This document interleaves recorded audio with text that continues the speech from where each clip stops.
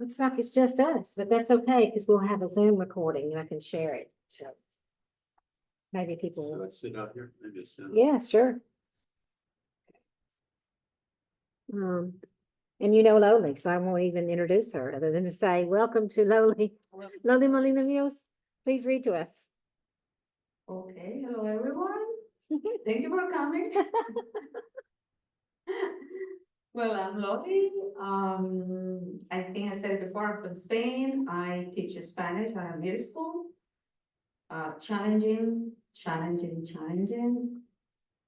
And I'm gonna read some points of from my first manuscript that I have there is waiting to find a home at some point. And I selected some points from it. The name of the manuscript is Reconciliation. It has to do with the years that I've been living in America and the fact of trying to find peace in the fact in being away from my country, my friends, my family, everything that is your life. So the first thing I'm gonna read is called Summer of 1981 to give you some perspective. I was born in 1974. I'm 50 years old, close to 51. And this is one of the little pieces that I wrote about thinking about my past and the history of my country. And let's go. My grandfather has one of those old square-shaped cars, and he's driving all of us to the beach. 6 people in an old car with no air conditioning. Instead, the windows are down, the air is playfully whirling my long brown hair. Then the ritual. I see Yayo patting Yaya's left side while he asks her, Lola, are you having a good time? Si, Rafael, she answers. 5 months earlier, Lieutenant Colonel Antonio Tejero stormed the Congress with 150 Guardia Civil soldiers and held the Congress members hostage for 22 hours. That day, my mother ran and grabbed me by the arm when I was still at school. My first memory of terror came from her face. The coup failed. And that's how I learned that democracy is never guaranteed. When we arrived, the smell of grilled sardines breaks into my memories and pulls me back. Yello and Yella set the umbrella, a table and some chairs. As my brother runs to encounter the waves, I set my eyes on the horizon and I wonder, what if things have turned different that February 23rd, 10 days after I turned 7? Then my brother grasped my hand and asked me to get in the water with him. He's 4 and he can't swim. I can't either. We run towards the waves. I guess this is freedom after all. Oh, love it.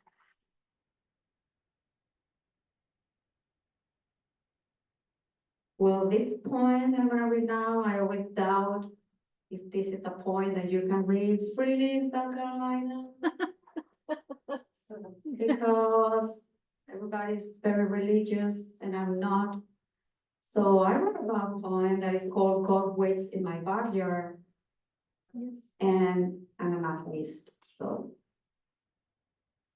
God waits in my backyard, patient and rested, for me to go and sit by his side. I have been a good person, he says, but I don't believe in him, and that's bad publicity. God lifts some leaves with his foot and smiles at my dog, hoping for forgiveness. I had faith at her faith, he said.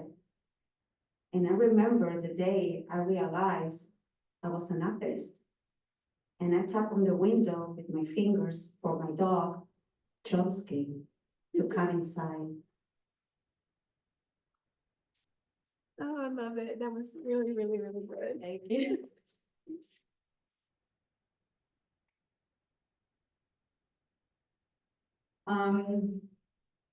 Poems about places. I love that your topic today, Quitman, because I'm constantly thinking about what am I doing here? So this is a poem I wrote. I spent a few, when you are away from your homeland, there are many things that happen. One of them is your constant adjustment of status. You arrive with a visa, and then another visa, and then another visa, and more paperwork, and another visa, and more paperwork, and here we are. So for a while, there was a lot of problems with the paperwork, and I could not have the visa that I was expected to have, and I spent like 2-3 months unable to work, walking the dog all day on my neighborhood. And I wrote involuntary witness. You see me through the window of your beautiful middle-class house, walking the dog, chasing squirrels, looking for nuts to hide underground. You see me while you drink your watered-down coffee, dancing under the gray sky, that son of mystery. Nobody, smiling at your barking chihuahua because he's lonely like you and me. You see me wondering if I'm American because I look white, but I sound brown, and that uneasiness shakes you, and that's okay, because at least you see me.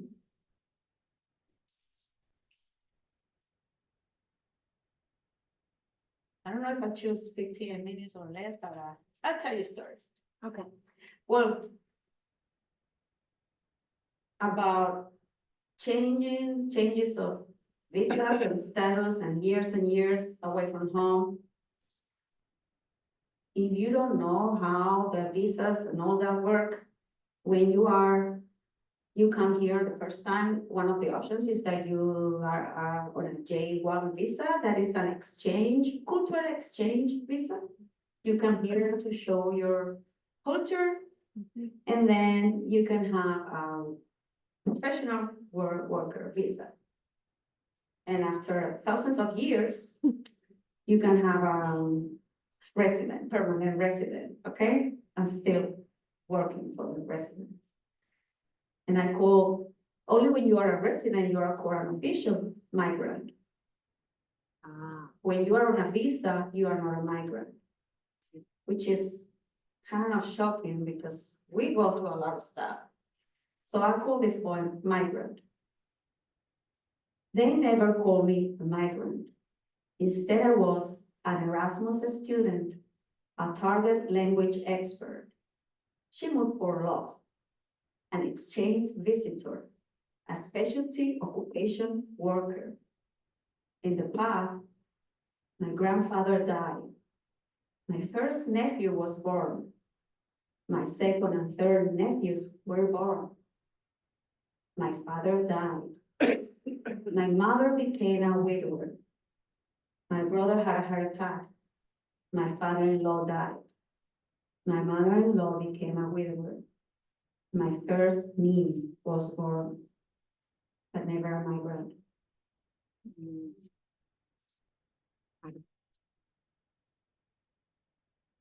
I need to say all these things. No. Thanksgiving is coming soon, right? You ready for Thanksgiving? Yes. I do Thanksgiving, so I have a point that is Thanksgiving, but I'm not American. It's Thanksgiving, but I'm not American. I have cooked turkey, mashed potatoes, and cranberry sauce, but I'm not American. My husband has dressed up the house with fall colors, but he's not American. A friend has come to share this rainy day with us, but he's not American. The dog is staring at us, hoping to get some table food, but he's not American. We have toasted and remembered some old friends, but they are not American. We are thankful for having each other, but we are not American.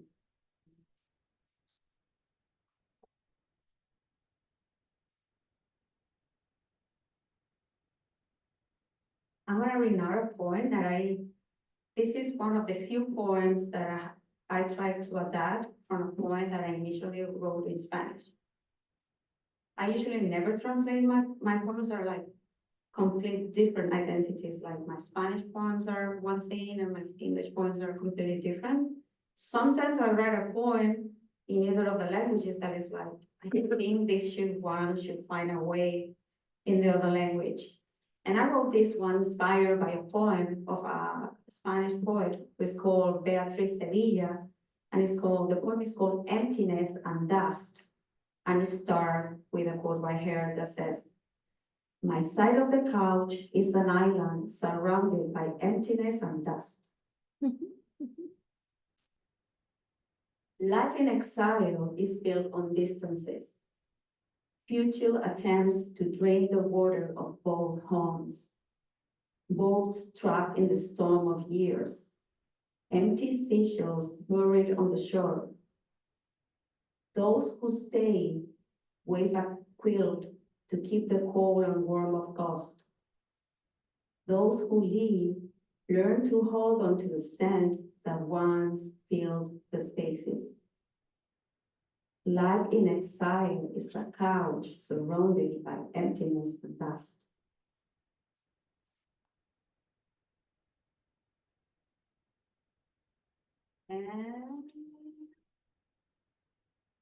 And almost reading my whole book for you.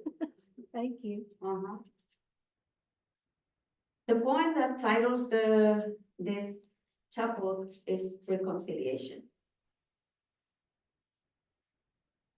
And I indeed wrote this poem at the end of it, finishing all the poems that I have for the book.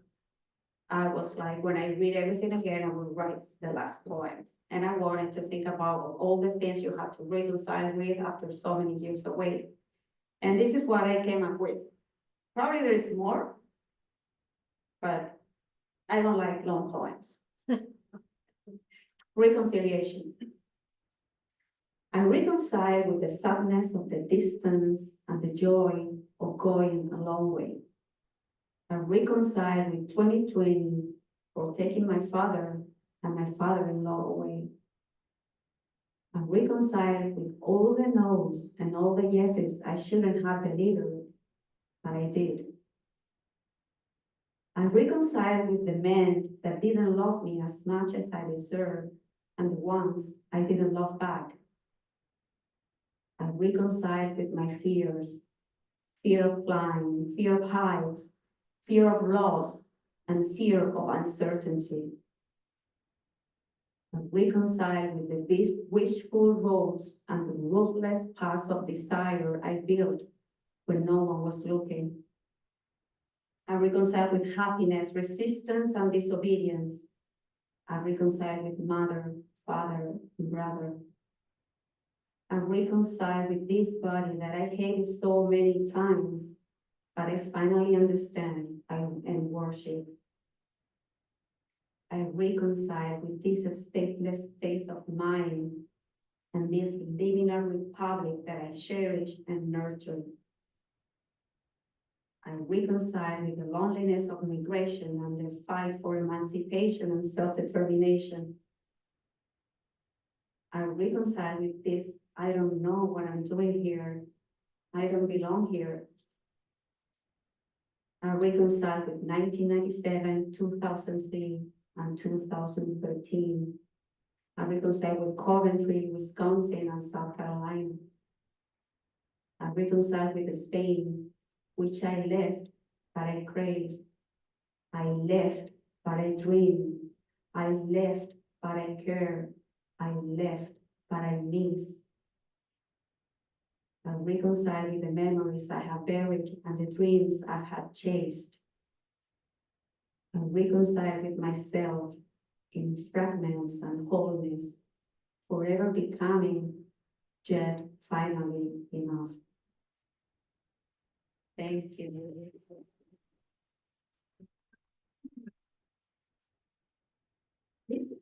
Thank you. Thank you so much. Hopefully you will get my books. So Yes, yes. Since we have a few new people come in, I do want to now introduce Loli, which I didn't do before. Give me one second, just tell you a little bit about her. So Loli Molina Muñoz is a Spanish teacher in Lexington, South Carolina, with a PhD in modern languages.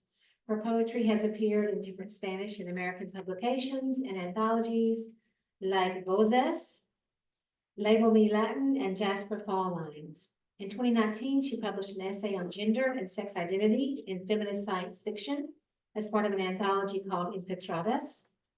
This anthology was awarded as Best Essays Anthology by the Spanish Science Fiction Society Awards in 2020, and we are so honored to have Loli with us and also to have her on our board, the Poetry Society. Thank you again. All right, so I'm going to introduce Quitman again. Quitman Marshall's most recent book of poems, You Were Born One Time, won the South Carolina Poetry Archives Book Prize. He was the founding host of the literary series at Spoleto Festival USA and won the Writers Exchange Award, Poets and Writers, in 1996. His roving manuscripts include Swamptitude, Escapes with the Congaree, nonfiction, The Bloody Point, a novel, and American Folklore, poems. After growing up in South Carolina, he lived in Barcelona, DC, Amherst, and in New York City from 1978 until 1990. For most of a year after their marriage, he and his wife lived in her hometown outside Paris. Since 2001, they have lived in Beaufort, South Carolina with their 3 children, and he teaches school, sometimes English, sometimes writing, sometimes French. Je parle pas français. Je parle un peu. I don't remember much of anything. Welcome, Quitman.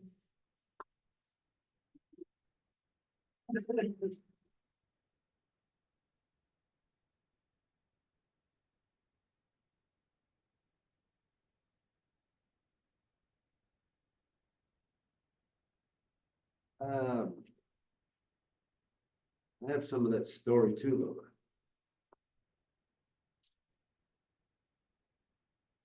With the INS and all this stuff. With my-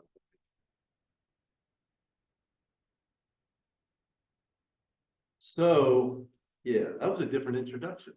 Yeah, it was. I try to be different. Yeah, I'm gonna read just a little bit from different places, I guess.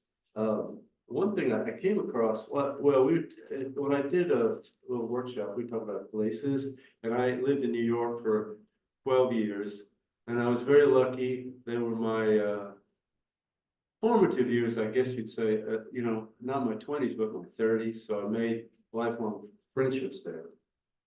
But boy, in the beginning, I had a hard time figuring out what to write about, in that city, which is so awesome, overwhelming, etc.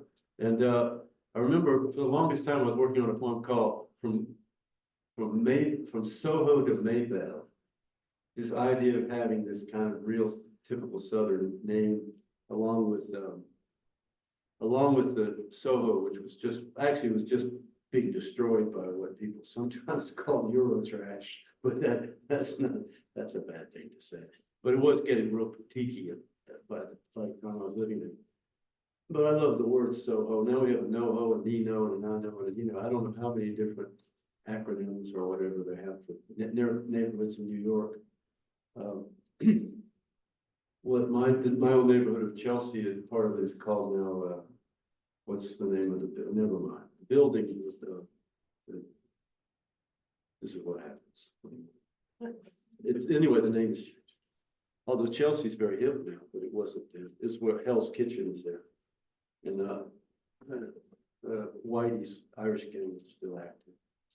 But anyway, I had longest time and hardest time, but then when I began to just fall in love with the street itself, then I was able to write about it. And that's what I'll touch on today. But I was lucky enough to meet a graphic artist, a person who worked with letterpresses at that time, and she did this book with me called 14th Street. So I'm just playing with it now, but I'm going to hold it up. It's kind of a fold out thing, and it's all in letterpress. I believe the letterpress was at Pratt across in Brooklyn, but it goes on. And so it was all about the street of 14th Street, where it was utterly changed now. And so she had the illustrations all the way through it. And I was looking at it recently and I thought I'd read, well, just all these poems. Why not? And then we can all have a tour of this boy in New York. And then I'll read a couple from that book, You Were Born One Time, and maybe one other. I think. So it starts with a dedication called For the Saturdays When 14th Street Became the World, for Saint Pavement, and for Looking, Seeing If You're Lucky. So the first poem is called Found, has two parts. Geologic, part one, geologic. A common sight today is the small diverted stream wandering over a broad flat surface as if looking for a valley. Part two, economic. Check it out, everything must go. Low, low prices, check it out, everything must go. Next one is called This Street. And those were two pieces of really found language, you know, so this street is just me. This street, one more than the unlucky, spandrel to the town we tired of hearing of. In love, 10 years I've watched its surfaces, patient, always endangered architecture, streaked with smoke and light, in the bang and roar and cry of steel, compelled into engines as the sun arcs it end to end. From Brooklyn, then Loisaida, into limbs, raised fists, and statues of Union Square, over addicts to drugs and now to money, the Salvation Army facing the National Guard, over Little Spain to blaze the meat market where blood soaks down to bones of Sapicanigan, and the red fire itself sinks into Hoboken and the rest of the world. Sapicanigan was a chief of the Lenni and Lenape Indians, which actually had a little camp right down where the meat market is at the west end of 14th Street, which is now where the new Whitney Museum is. And so the whole region has changed. The last time I was in New York, I started to walk that part of the old neighborhood down to the meat market, and there were so many people going to the Whitney and all down there. I don't know, nightclubs, dancing, that they were getting their groove on or something. I didn't go, so I didn't go. But I want to go to the Whitney, the new Whitney, the end of 14th Street. The rest of the world,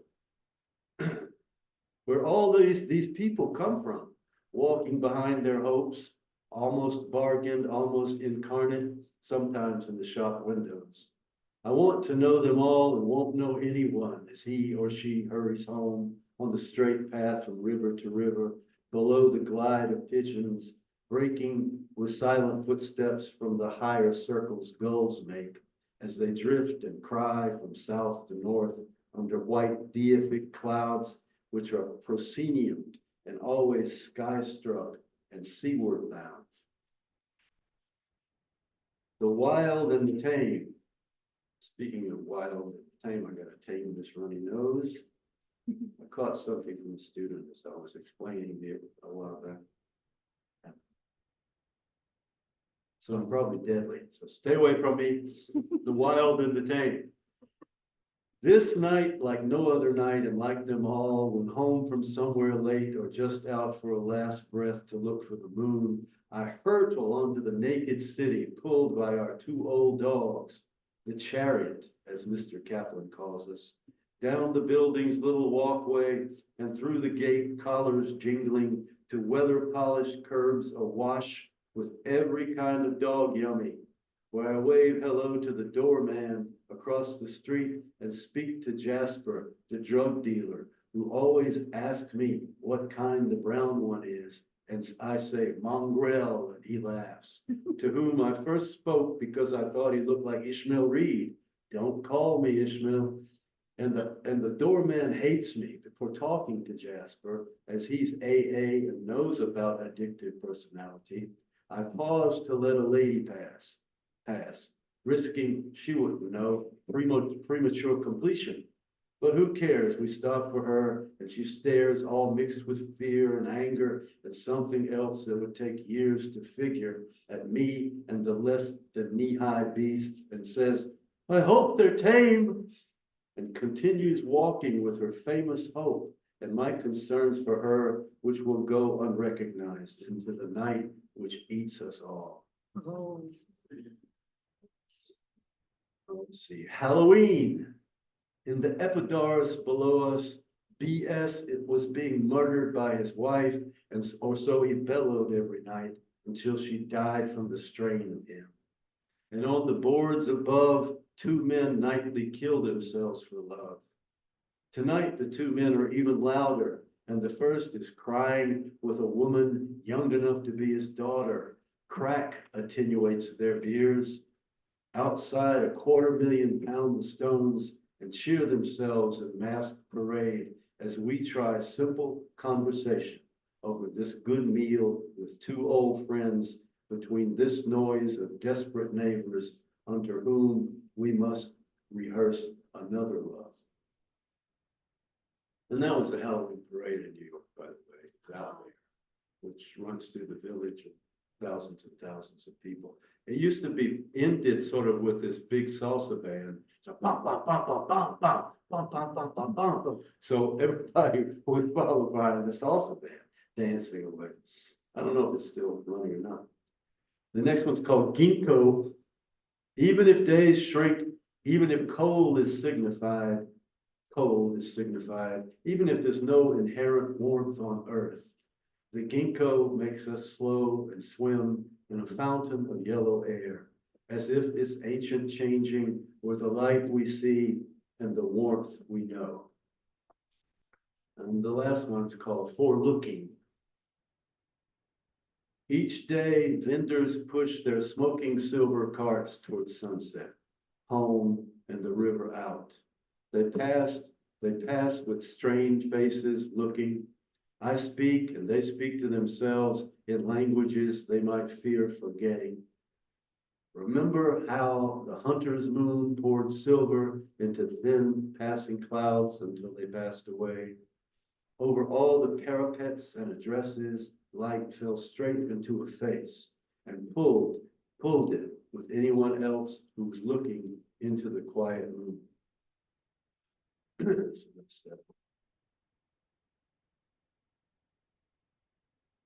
It's the last one on Earth. I noticed it had a fine price tag on it. Somewhere it was attempted to be sold. I think I put it in a bookstore in the city. I don't. It has $14.95. Oh, that's a Now it's shame. worth thousands. I'd love to have a copy of it. We need to get one made. Well, interestingly enough, this artist actually had designed the book. So, and then Oh, I'll good. tell you about the book in a minute. Okay. Anyway, let's see, I'll read it.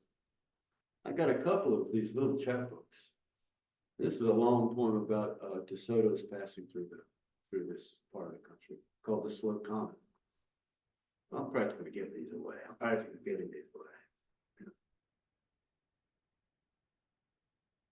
So this was the book called You Were Born One Time. And I think I'll read maybe two poems from you.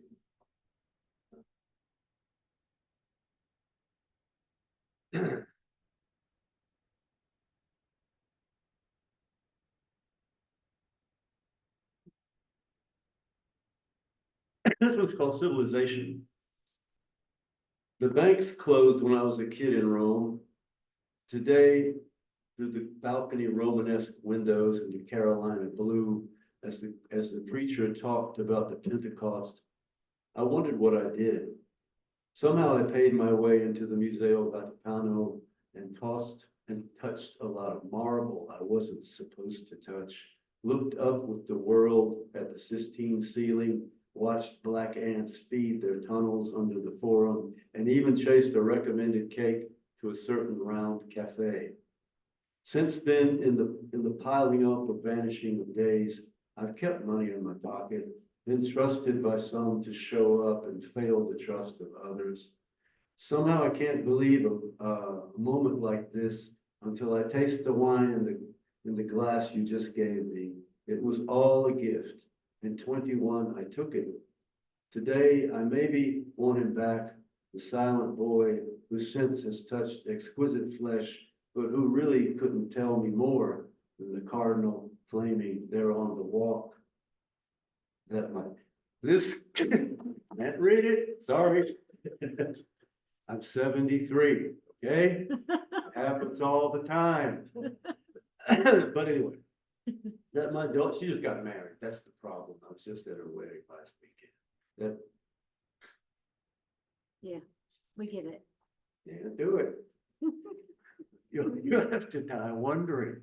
An old lady lived on my street who actually explored the entire world. She went to the jungle of the Amazon. She brought back these amazing treasures and these things from Amazonian tribes and stuff. And when she died, a lot of it came to me actually. But she never had sex in her life. And she would always walk down this, she always, I guess I'll die wondering, Quitman, she said.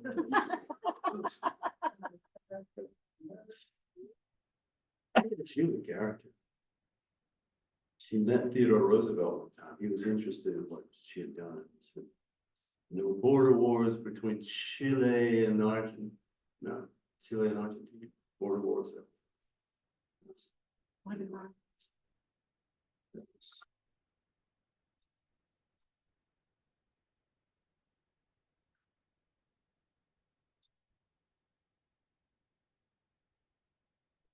I always tell students that I'm 103 when they ask. I don't want to know, so I don't let it get out.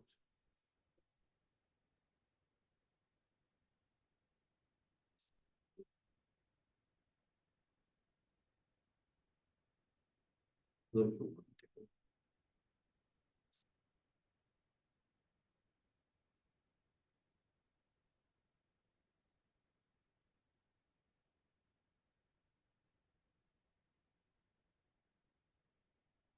There it is.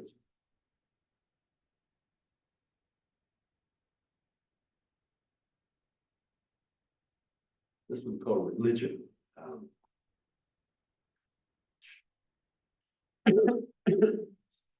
I remember digging ditches. Oh, by the way, I should say it has a word in there.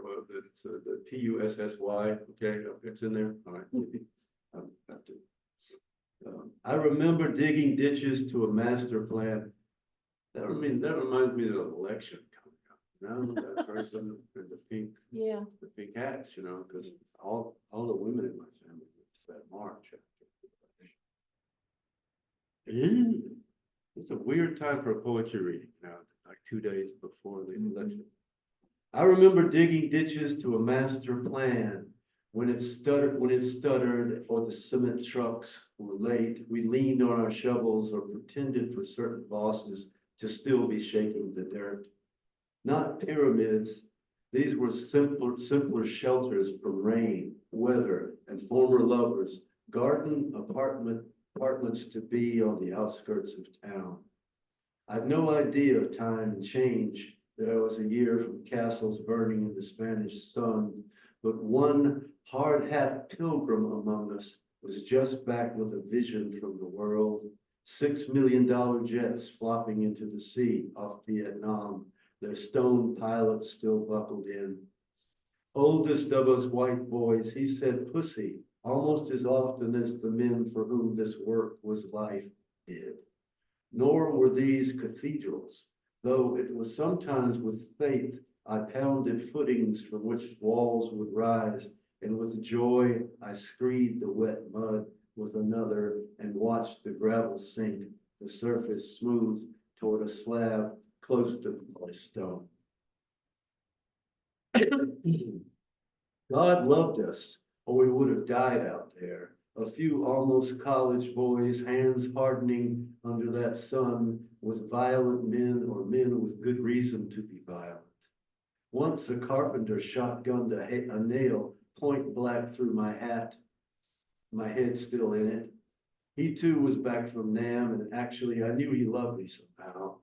Apart from curses, there was nothing much to say.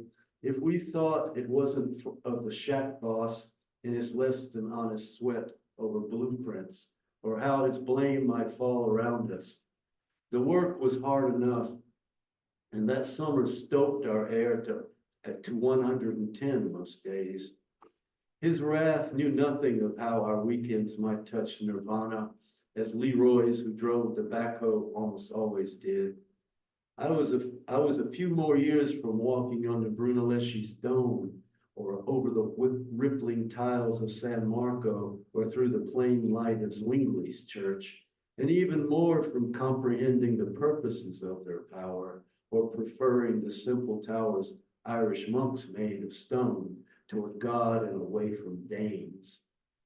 But if there were religion among us, grouped to do the bidding of the chain of command, the stream of cars across America, the rain of fire over jungles, it was in the songs Clay would sing, spirituals, as he, good giant in overalls, walked across the sand, rebar, and red dirt. A voice that seemed trained by time to rise above the noise of work, the hammers, saws, and tamping machines, the primeval slur of wet cement, and to hold us high in song. Clay's too was stopped one day by a small TV the shack boss had placed atop the water cooler next to the salt tablets. We knew what was on the screen, but only looked back at it for Clay, his most skilled hands hanging at his side, weeping before the little men. It can't be, walking on the moon.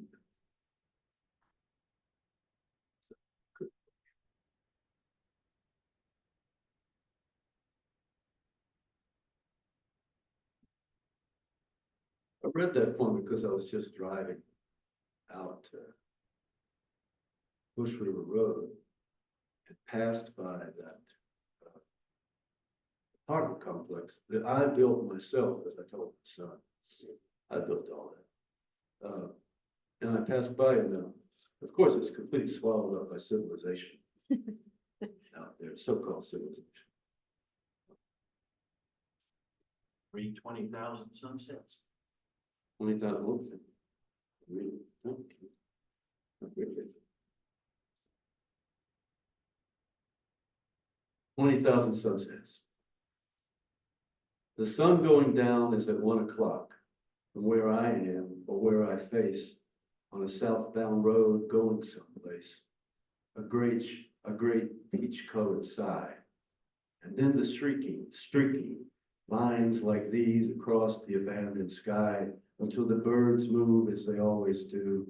And I have as much joy as I've ever had from something I never sought or asked for. Could have written better. It's beautiful.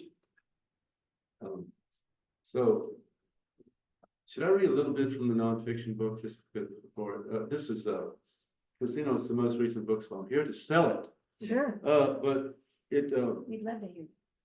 it's a personal book. It started from journals that I kept walking in the concrete swamp, probably dating back to the late '90s. They came out in 2023, so have patience, writers. For it. But it went through changes because to put all the journals into shape needed time. Some editors read it and they wanted what they call the narrative arc, and of course I didn't know what that was. Yes, I did know what a narrative arc, but I did know what it was. So I tried to impose that somewhat. Yeah. So I like to read a bit of the introduction. That's okay. you get maybe you get a sense of what I was trying to do. Another thing I was going to say, the photographs, someone reminded, this was done, the photographs were done by Peggy Peedy, who used to work at the state newspaper and won a number of awards while she was here. She was from California, and she's still working as a photojournalist out there. But she went into the swamp with me a number of times and took a lot of photographs. And so I haven't visited her out in San Diego, but I just called her up one day and she must have been shocked that it was actually our project was finally going to happen. But so it has a few of her photographs in it, but this was lucky to have the cover.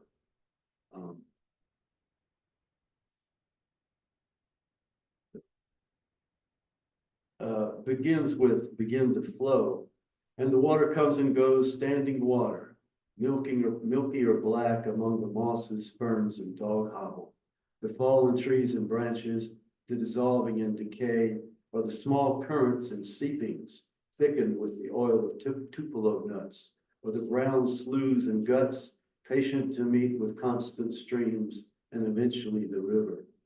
Come down, the water says, while rooted efforts take the air and fill with birds, their cries, easy talk, and stitching flights. Swamp water reflects all the reaching and waits to hold it, change it, and carry it on. The Congaree Swamp has been a national park for 2 decades now. Not much swamp time, but a fairly long span for human attention. Now the swamp has a broad public life, and it can attract the learned inquiries of scientists and historians, the useful attention of politicians and public relations professionals. Surely it is protected now from extractive commercial exploitation, but it is also more easily accessible to the general population. Despite the attention, the Congaree remains a swamp for those who wish to escape into it. Its meaning is also in the preservation of its mystery. That particular preservation is extensive and merits a serious book. I kind of get into the definition of national park and how it's different from other parks, but I'll skip forward. The swamp in this story is a state of being and a vital principle, as well as a type of natural landscape and ecosystem. Swamps are everywhere, under Wall Street and inside you, and they are problematic. They confound us, they confound our preferred sense of space and time. Their perspectives push us back into ourselves, and they seem to move terribly slowly. This is also the story of a specific swamp, the Congaree, a swath of river bottom forest whose protected expanse has grown with strong advocacy over decades, and the recognition of its global importance to include 26,000 acres and to become the only true swamp to be designated as it was in 2003, a U.S. national park like Yosemite and the Everglades. Only then and there does it join the majestic and the grand. Though the Congaree Swamp can claim its own majesty and grandeur, it must ultimately part company with those ideas. I suggest we do the same. Perhaps we should tire of specific exceptionalisms of all types and realize that our planet itself is exceptional and needs our attention. As Thoreau declared in his essay, Walking, a town is saved not more by the righteous men in it than by the woods and swamps that surround it. In the Congaree's case, the saving has been mutual. The principle of a swamp that is tangled, often forbidding flow, will survive no matter what we do or say. But the Congaree was as the last great grandmama swamp forest on the continent needed human rescue. The story of this swamp flows out into the story of the state, the region, and the nation, but it's also a personal story that connects my family and me to its metaphors and mysteries. I grew up in the swamp, not as much Congaree as Wateree. Just to the east, the two rivers merging forms Lower Richland County, a fertile triangle south of Columbia, the state's capital. There's the swamp-influenced landscape grounding this book. Those rivers feed great forest But the watery was cut over and over again. As a boy hunting with men in winter, when I saw the aftermath of timber company visits, expanses of stumps, few animals, and big logs clogging the creeks. Yet, as I waited long hours in the cold and new days filled the wounded woods, I also began to see how decades, even centuries of destruction could be escaped and defeated, swamped in a way. So, see, you know what that is in my pocket? That's my flip phone. And this might be my wife. So pick it up. But I think boy, am I in trouble. You better answer in French. Yeah, better. All right, watch this. This is unique, isn't it? This is also. Hello. Ah, c'est toi. Ouais. J'ai fait le reading maintenant. Oui, je sais, non, je parle en micro maintenant. Regarde. Bravo, bravo, encore. So, can I call you right after I finish? Oh, maman. No, c'est vrai, c'est vrai, c'est vrai. C'est juste là. Oui. All right, oh, okay, right. Diga, because say something. Bravo, bravo. You do that? You do that? Cheers.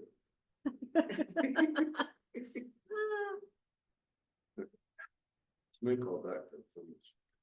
She thinks I'm. So I'll just close it one thing. This has been too much fun. There's one part.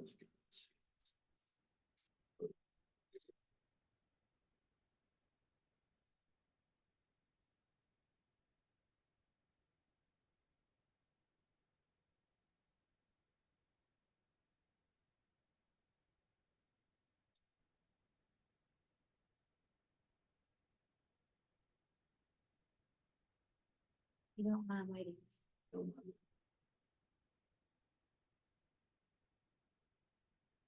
You rush too much.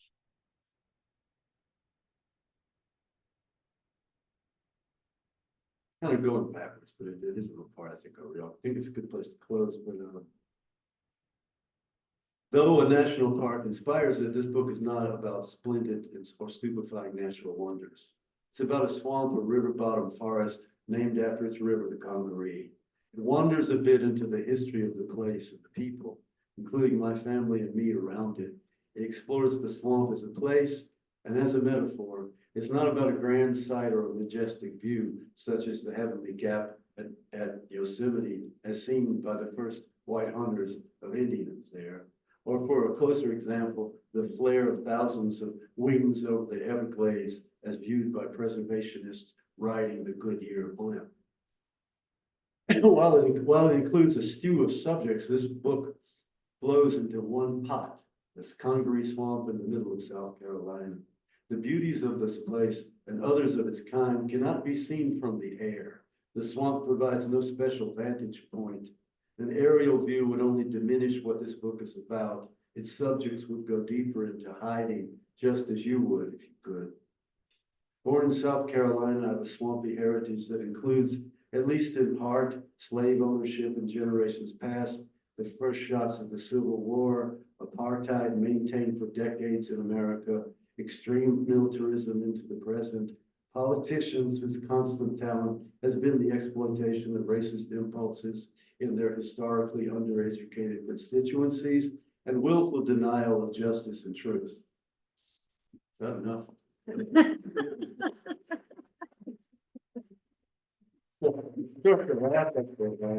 Here I am up here falling apart and reading something like that. Anyway, much, if not at all, of this inheritance has been continuously reinforced by religious rhetoric. From here in recent decades, God has been converted to one political party. This heritage and my view of it makes me different from most Americans. I cannot honestly argue from a foundation of correctness, righteousness, or victimhood. So what? Where can I cast my eyes and where escape the destructive effects of a muddy past, my undeniable lack of historical rectitude, and my present and persistent maladjustment? Is there a chance that you, of more righteous ancestry and well-adjusted professionalism, would join me there? And I'll close on that note. Thank you very much. Oh, it was wonderful.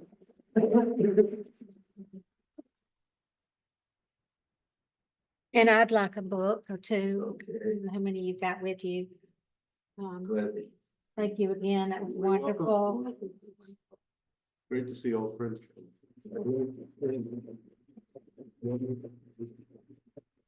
I appreciate everyone who came, and we will be back here again on December the 7th for Adam Hewell's reading and workshop. So the workshop is at 1 p.m. and the reading is at 3 p.m.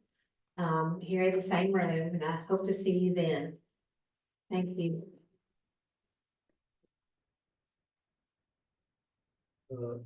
If perchance anybody wants to buy a book, somebody set this up.